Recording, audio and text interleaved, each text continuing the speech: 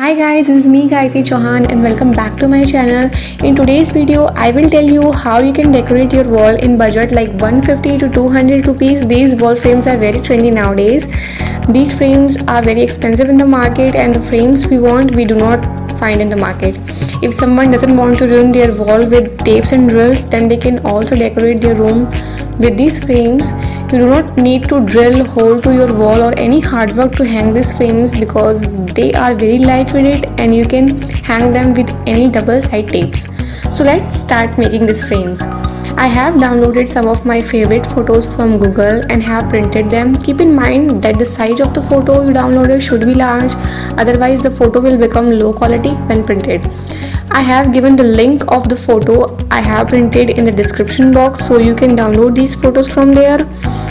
For printing, I have printed on a cardboard page from nearest printing shop. You should also print on cardboard pages because they are very strong in thickness and absolutely right for the frames.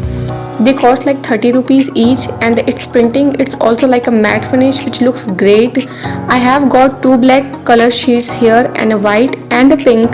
This is all the hard chart papers that I have bought very cheap from the stationery shop.